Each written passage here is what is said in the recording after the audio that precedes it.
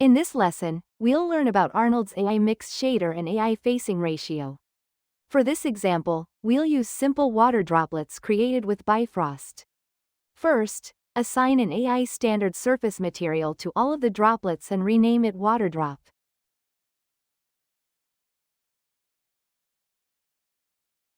Next, create a skydome light and connect an HDR image. Adjust the HDRI rotation and exposure to achieve the lighting you want.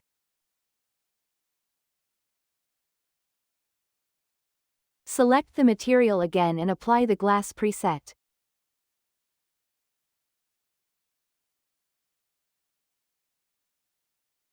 When you render, you'll notice that the droplets refract and reflect each other. However, the inside of the droplets still doesn't look transparent enough. To solve this, let's look at the concept of facing ratio. Facing ratio is a node that outputs values based on the viewing angle between the camera and the object. In the Geometry tab, connect a node to opacity and choose aiFacingRatio.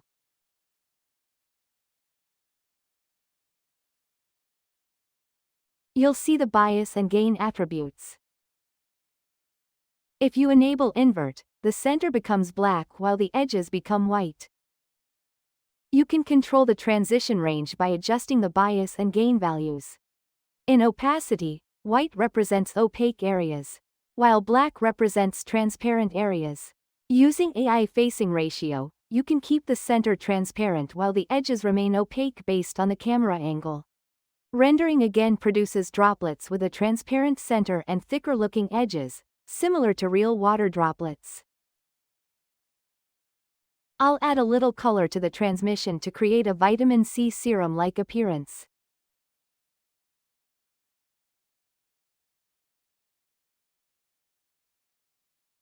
Next, let's adjust the color balance of the HDR image connected to the light. Color offset adds the color you specify to the entire image.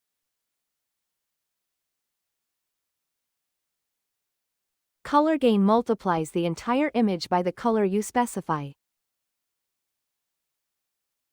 By adjusting these two values, you can create a completely different mood even with the same HDR image.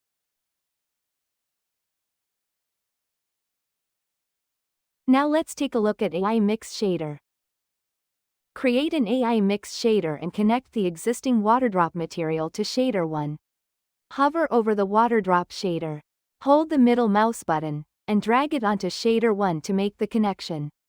For Shader 2, create a new AI standard surface material and assign the color you want.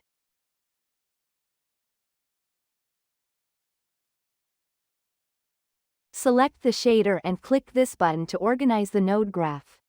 Clicking the first option creates a cleaner layout.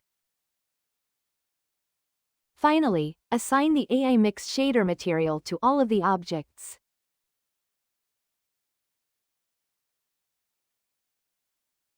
The default mode of aiMixShader is Blend, which is the most commonly used mode.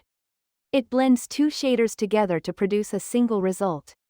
The key parameter is mix weight.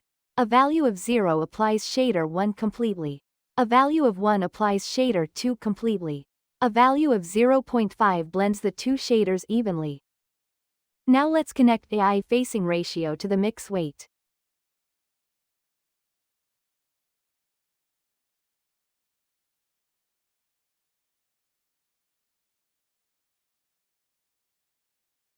After rendering, you'll see that Shader 2 is applied naturally around the edges of the droplets regardless of the camera angle.